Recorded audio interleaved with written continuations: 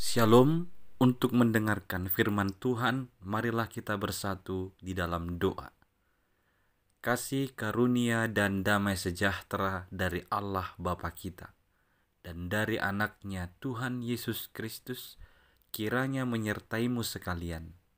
Amin.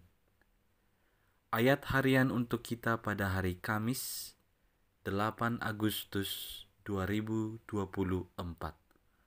Tertulis di dalam Kisah Para Rasul pasal 16 ayat 25.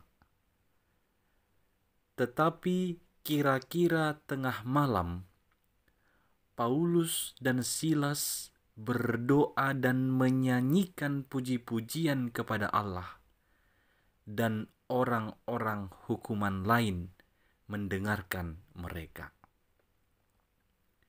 Berdoa dan menyanyikan puji-pujian. Kapan waktu yang tepat? Di mana tempat yang tepat? Pada saat kapan yang paling tepat bagi orang percaya untuk berdoa dan menyanyikan puji-pujian?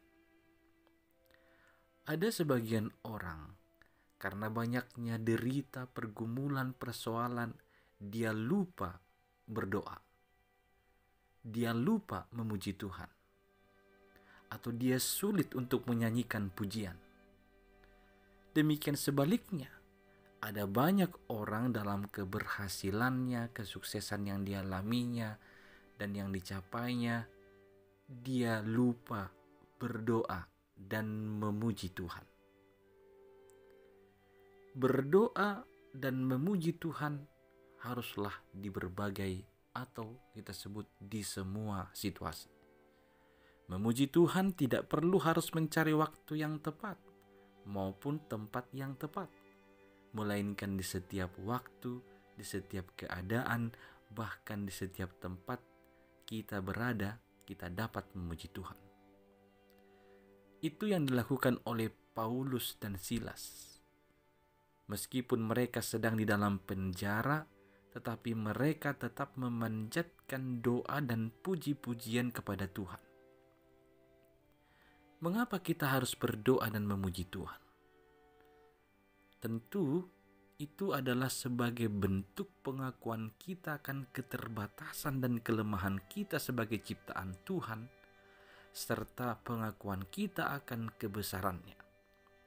Oleh karena itu, ketika kita berdoa dan memuji Tuhan, kita sedang menyadari bahwa kita hanyalah orang-orang lemah.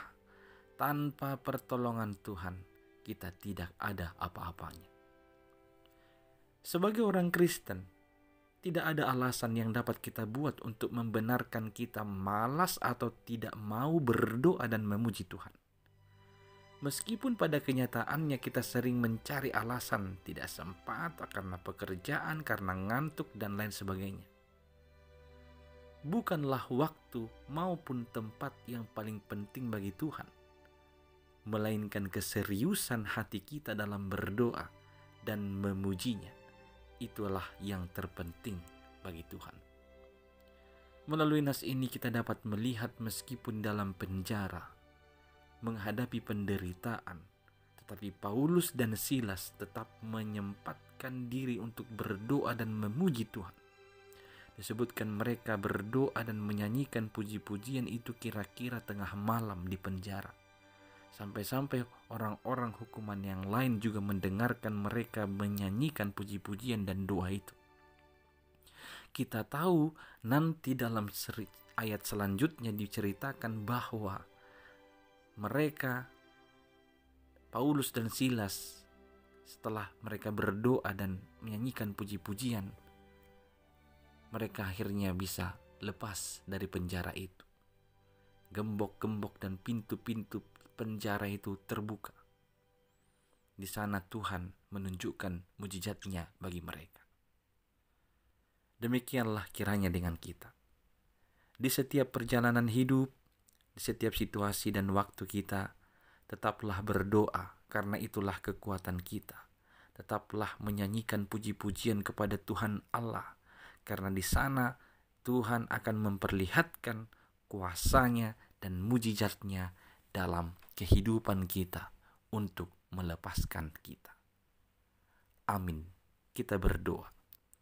Ya Tuhan Allah, ajarlah kami untuk senantiasa mengingat Engkau dalam doa-doa kami, menyanyikan puji-pujian kepadamu atas segala kuasa dan kebesaran-Mu di dalam setiap situasi yang kami alami.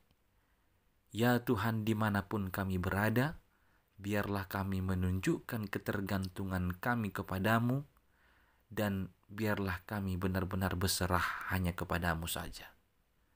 Hanya dalam Yesus Kristus, dengarkanlah doa kami ini.